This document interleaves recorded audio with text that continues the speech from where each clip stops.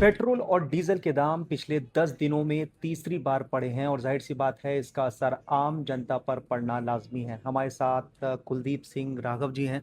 कुलदीप, इसको किस तरीके से देख रहे हैं आप? जिस तरीके से लगातार पेट्रोल और डीजल के जो दाम बढ़ रहे हैं, आम जनता पर किस तरह का असर पड़ सकता है? देखिए, पेट्रोल डीजल दो ऐसी चीज़ें हैं कि जब इनके दाम बढ़ते हैं या इनमें ज़रा सा भी फ्लक्चुएशन की स्थिति आती है तो सबसे पहले आम जनता प्रभावित होती है। चूँकि पेट्रोल जहाँ निजी इस्तेमाल के लिए हम यूज़ करते हैं गाड़ियों में, अपने छोटे वाहनों में, हम बाइक का भी उदाहरण ले सकते हैं, गाड़ियों का भी उदाहरण ले सकते हैं, तो उससे हमारा जो निजी आवागमन है वो प्रभावित होता है।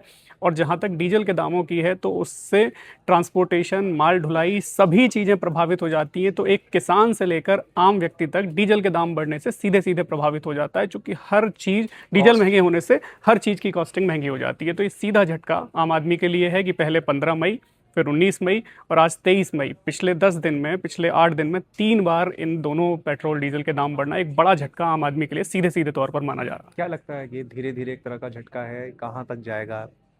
देखिए, इन दोनों चीज़ों के जो दाम बढ़ने के फैक्टर्स हैं उस पर एक बार अगर हम नज़र डालें तो जो पश्चिम एशिया में जो तनाव तनाव। की स्थिति है, पहला कारण वो होता है। जी। दूसरा, हम जिस मुद्रा में चीज़ें खरीद रहे हैं, मान लिया मैं कोई सामान ले रहा हूँ और वो मुद्रा हमें, जो हमारी मुद्रा नहीं है, चूंकि हमें पेट्रोल डीजल आयात करना पड़ता है 85 से 90% दूसरे देशों से, तो वो जो व्यापार है वो डॉलर में होता है। तो जब डॉलर के मुकाबले रुपया कमज़ोर होगा तो हमें किसी भी चीज़ को खरीदने के लिए ज़्यादा धनराशि, ज़्यादा रुपया देना पड़ेगा। तो दूसरा फैक्टर एक ये बड़ा है। और तीसरा, जब वैश्विक बाजार में कच्चे तेल की कीमतें बढ़ती हैं तो अभी क्या है कि ये तीनों फैक्टर लगे हुए हैं। तो ये हम्म। तीनों फैक्टर्स में जब तक किसी एक में भी सुधार की स्थिति नहीं दिखेगी तब तक ये दाम इसी तरह बढ़ेंगे। और भविष्य में संभावना है कि कुछ और बड़े झटके आम आदमी को बहुत जल्द लगते हुए दिखाई दे रहे हैं। अच्छा, सरकार की तरफ से कोई कदम उठाया जा रहा है इसे लेकर? क्या वैट में कोई कमी है इस तरीके से? देखिए, सरकार लगातार, जाहिर सी बात है कि आम आदमी जब परेशान होता है तो सरकार की चिंता बढ़ती है, लेकिन अभी की स्थिति में वैट चूंकि राज्य सरकार लगाती हैं और केंद्र सरकार का अपना टैक्स होता है पेट्रोल डीजल पे, दोनों तरह के टैक्स राज्य और केंद्र लगाते हैं। लेकिन अभी इस तरह की कोई बात सामने नहीं आई है कि राहत देने के लिए कोई कदम फिलहाल उठाया जा रहा हो। लेकिन ये सब चीज़ें विचारणीय हैं। हो सकता है कि अगर एक बार और दाम बढ़े तो सरकार निश्चित रूप से इस पर बैठ के कोई ना कोई रास्ता निकालेगी कि कैसे लाखों करोड़ों लोगों को, जी, आम फायदा हो आदमियों को सकता राहत दिया जा सके। है। अच्छा, पिछले दिनों कुलदीप, केंद्रीय पेट्रोलियम और प्राकृतिक गैस मंत्रालय ने आम जनता को भरोसा दिलाया था कि देश में ईंधन की कोई कमी नहीं है, और मंत्रालय ने सोशल मीडिया पर ट्वीट भी किया था। पूरे देश में पेट्रोल और डीजल की पर्याप्त उपलब्धता है और सप्लाई पूरी तरह से स्थिर बनी हुई है। हम सभी नागरिकों को सलाह देते हैं कि वो किसी भी तरह की अफवाहों पर ध्यान ना दें और पैनिक बाइंग से बचें। देखिए, सरकार की अपील इसलिए है कि जब हम परेशान होते हैं तो हम, जाहिर सी बात है, किसी भी चीज़ का स्टॉक करने लगते हैं, और स्टॉक किसी भी चीज़ का करना दाम बढ़ाने का एक चौथा कारण बन जाएगा। हम्म। जो 3 कारण मैंने अभी आपको जी। बताया, अगर हमने उस चीज़ को स्टॉक करना शुरू किया तो एक चौथा कारण बन जाएगा।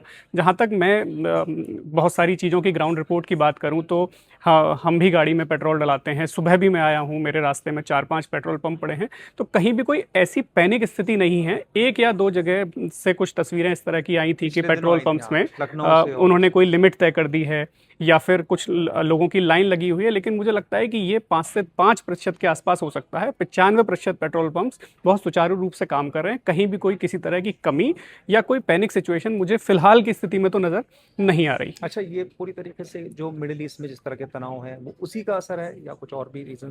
देखिए, पहला असर तो वही राजनीतिक तनाव है। ईरान अमेरिका के बीच में जिस तरह की स्थिति है, तो उससे जो ट्रांसपोर्टेशन है, हम इन चीज़ों का जहाँ से हम मंगाते हैं तो उसमें असुविधा हो रही है। तो किसी भी चीज़ में असुविधा होगी तो दाम प्रभावित होता है उसका। दूसरी बात, जो डॉलर के मुकाबले रुपया कमज़ोर है, तो ये भी एक दूसरा फैक्टर है। और तीसरा सबसे बड़ा फैक्टर जो हम मानते हैं वो ये है कि जो हम जिस तरीके से हम आयात करते हैं, ये इसका हमारे पास कोई इस तरह का सोर्स नहीं है कि इसको हम अपने यहाँ इसका नब्बे उत्पादन, नब्बे तो फीसदी हम जो है। 85 से 90% दूसरे देशों से आयात करते हैं। जी। तो जाहिर सी बात है कि उसकी ट्रांसपोर्टेशन कॉस्ट बढ़ेगी। वो जिस मुद्रा में हम खरीद रहे हैं वो इन फैक्टर्स को प्रभावित करती है, दामों को। तो ये जो कारण है, ये मूल कारण इसके एक मोटे मोटे तौर पर निकल के सामने आ रहे हैं। अच्छा, ईरान और अमेरिका को लेकर जिस तरह से चीज़ें सामने आ रही हैं, बातचीत चल रही है, बातचीत का दौर जारी है, दूसरा युद्ध विराम जो है लागू है। क्या आपको लगता है कि आने वाले दिनों में कोई हल निकल सकता है इसका? देखिए, जिस तरह से इन पश्चिम एशिया के तनाव को लेकर पूरे विश्व इसको देख रहा है, और इन 2 देशों के या 3 देशों के बीच जो तनाव है उससे पूरा का पूरा क्षेत्र प्रभावित है, क्योंकि पेट्रोल डीजल का एक बड़ा सोर्स, बड़ा स्रोत और बड़ा उत्पादक यही क्षेत्र आता है। तो वहाँ ट्रांसपोर्टेशन की समस्या और उपलब्धता की समस्या जो हो रही है, तो सारे देश इस बात को लेकर चिंतित हैं, और ग्लोबल वैश्विक स्तर पर एक दबाव तो बनाया ही जा रहा है कि किस तरह इस विषय का जल्दी कोई समाधान निकले, इस विषय को जल्दी समाप्त किया जाए और सारी चीज़ें सुचारू हों। तो मुझे लगता है कि भविष्य में कुछ दिन में, कुछ महीनों में इसका कोई परमानेंट, इसका कोई ऐसा समाधान निकलेगा जिससे बाकी सब चीज़ें बहुत जल्दी सुचारू स्थिति में आ सकती हैं। मसला कहाँ फंसा हुआ है? हॉर्मुज स्ट्रेट पर जो ईरान का कहना था वो अभी भी उसी बात पर अड़िग है, वहीं अमेरिका का भी ब्लॉकेज एक तरह से लगा हुआ है। कई बार इसको लेके बातचीत हो चुकी है कि हम उसको खोल देंगे, कुछ देशों के लिए हम उसे खोल देंगे। अमेरिका का कई बार बहुत शांत रवैया भी इसको लेके आया कि हम युद्ध विराम की स्थिति में हैं, या हम अब इन बातों को आगे नहीं बढ़ाना चाहते हैं। लेकिन उसमें कहीं ना कहीं फिर इजराइल की तरफ से वो पहल नहीं हुई जो अमेरिका चाहता है, वो इजराइल नहीं चाहता। तो इस वजह से विषय लगातार खिंचता जा रहा है। जब तक इन तीनों देशों की सहमति नहीं होगी, उस एक टेबल पे बैठ के बात कर सकते हैं या किसी वैश्विक स्तर पे, किसी वैश्विक मंच पे बात करेंगे, जब तक कोई एक राय नहीं बनेगी तब तक ये स्थिति फिलहाल खत्म होती हुई नहीं नजर आ रही। चलिए, उम्मीद करते हैं कि मिडिल ईस्ट में जो पूरा तनाव है वो जल्द से जल्द खत्म हो, और ये जो पेट्रोल डीजल के दाम हैं ये भी जो है वो कहीं ना कहीं स्थिर हो, कम। इसका क्या कहना चाहिए, तो सर गरीब आदमी के ऊपर ही मार पड़ रहा है। ठीक ना, पेट्रोल डीजल सारा महंगा हो गया, गैस उसे नहीं मिलता है। सरकार पहले जो था वो ठीक था, ये सरकार चेंज होने के बाद ना पूरा बुरा हालत गरीब आदमी के ऊपर ही सारा पड़ रहा है। ठीक है,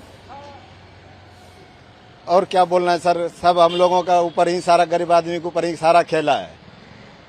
महंगाई से किस तरह की दिक्कतें आपको सामना करना? महंगाई से बहुत सारे की दिक्कतें हैं। ठीक है सर, खाना टाइम पे नहीं मिलता है, खाना नहीं, होटल सारा बंद है। डीजल इतने महंगा हो गया, पेट्रोल इतने महंगा हो गया, क्या कर सकता है इंसान गरीब आदमी? ये तो सर ये देखो, इसमें किसी सरकार का या किसी का हाथ थोड़ी है। तो सबको पता है कि सिचुएशन पूरे वर्ल्ड में क्या चल रही है, या लोगों को पता है, सभी को पता है। ये वो है, अल्लाह करने से कोई मतलब वैसे करते रहो, बाकी जो जनमन है सभी को पता है।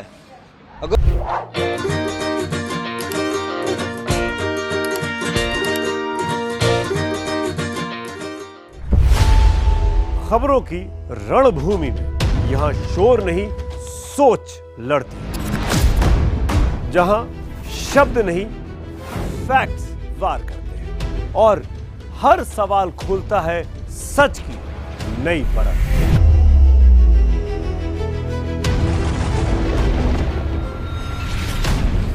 चक्रव्यूह, आपके अपने सुमित अवस्थी के साथ सोमवार से शुक्रवार शाम 6:57 पर टाइम्स नाउ नव भारत पर।